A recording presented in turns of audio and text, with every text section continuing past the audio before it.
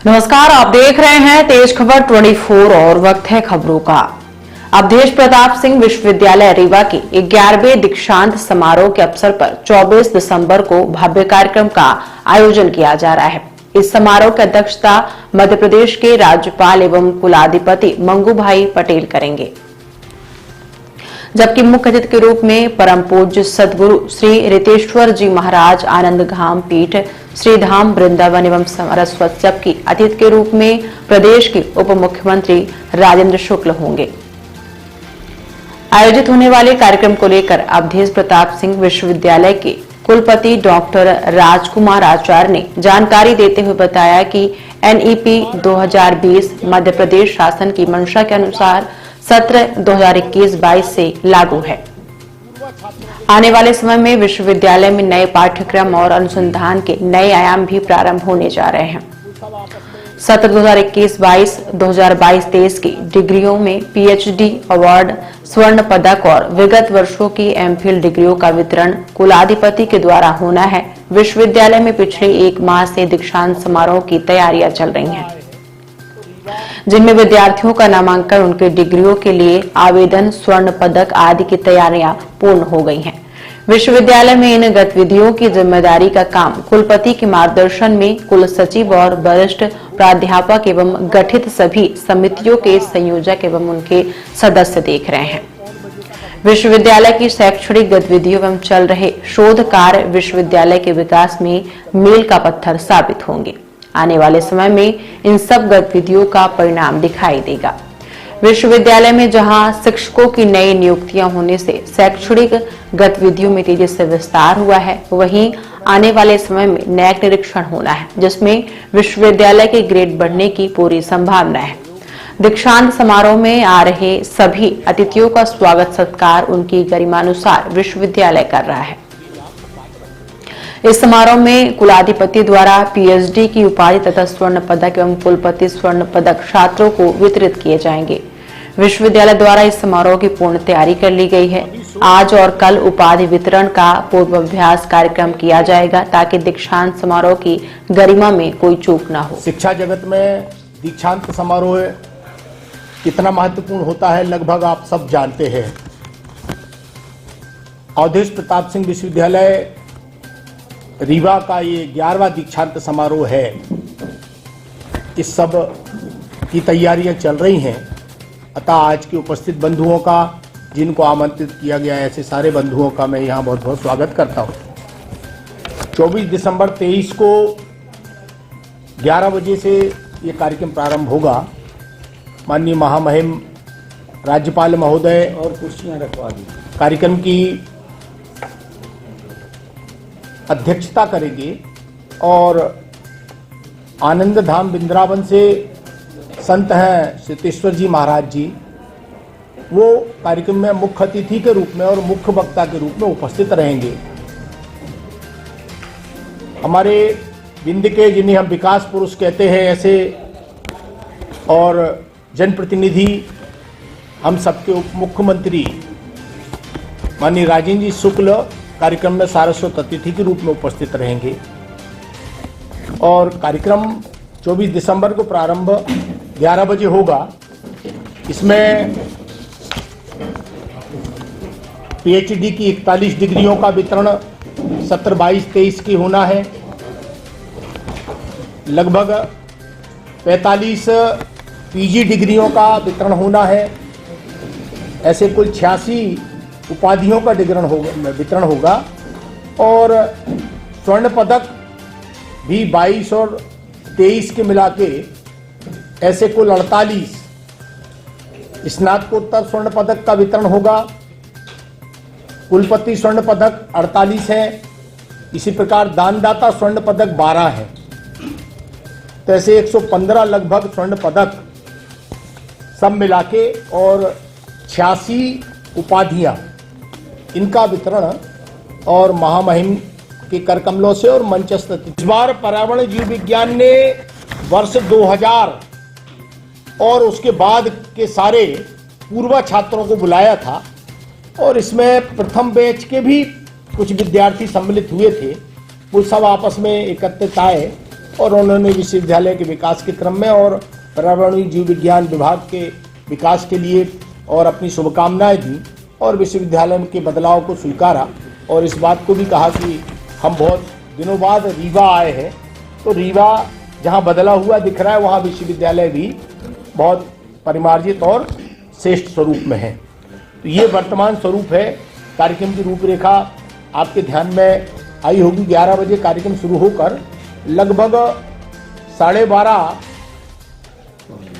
और पौन बजे तक अधिकतम समाप्त हो जाएगा।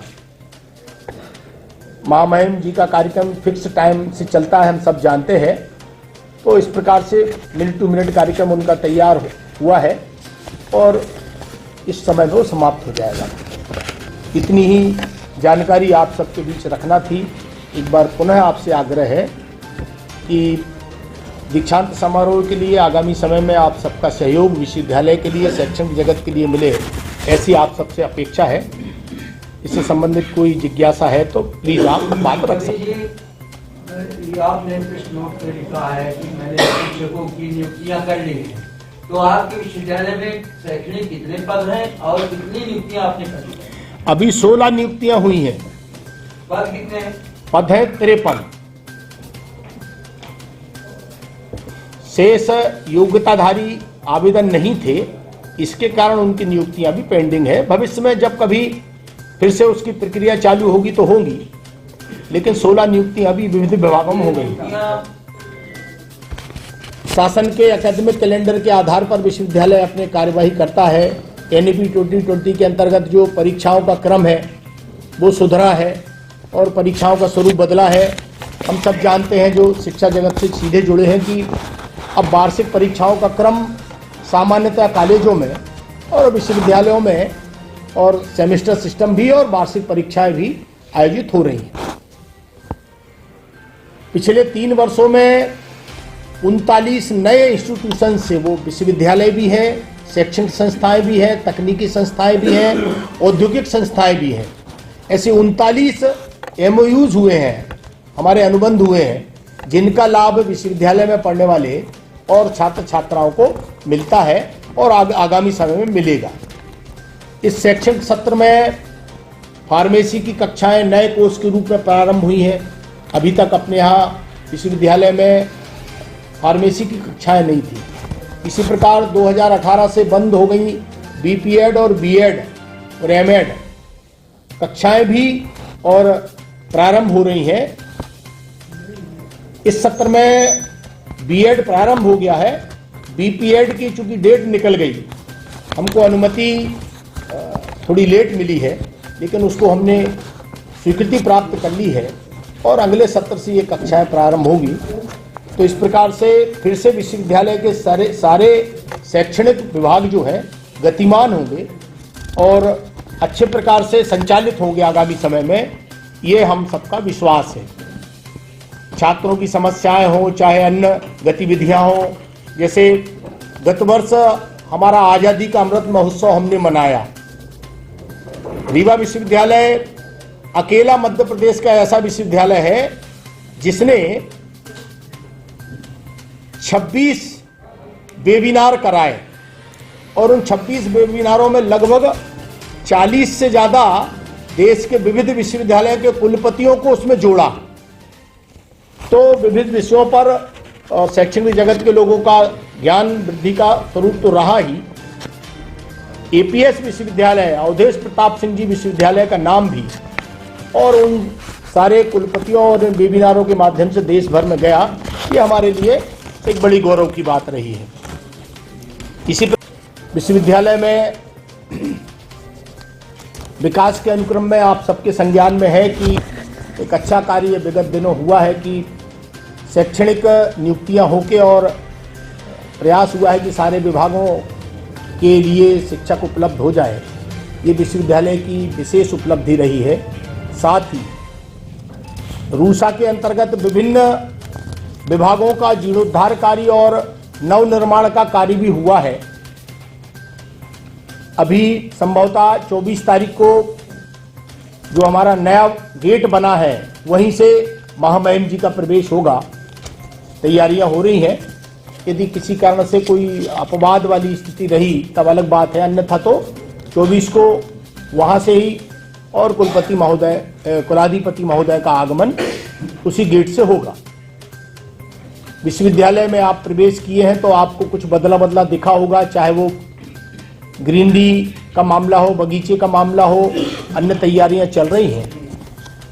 विश्वविद्यालय के सभी शिक्षक, सभी अधिकारी कर्मचारी मिलकर ये प्रयास कर रहे हैं कि बिंद की जो मेधा है उसको एक ऐसा प्लेटफॉर्म मिले जो आने वाले समय में खूब और देश का भी नाम रोशन करे, बिंद का भी नाम रोशन करे और व्यक्तिगत जीवन की श्रेष्ठता भी वो धारित करें। ऐसा प्रयास हर वर्ष होता है। विगत 3 वर्ष से इसी श्रृंखला में लगातार और हमारा दीक्षांत समारोह भी हो रहा है। आप सब जानते हैं कि एक सामान्य जानकारी आप सबके नॉलेज के लिए आज की इस प्रेस नोट में आपके सामने रखी हैं। कुछ और गतिविधियां जो प्रगति प्रतिवेदन में कुछ बातें इसमें दी हैं कि रूसा के अंतर्गत काम हो रहे हैं, शैक्षणिक नियुक्तियां हो गई हैं। एक और अच्छी बात यह है कि विश्वविद्यालय की नेक विजिट होना है आगामी समय में।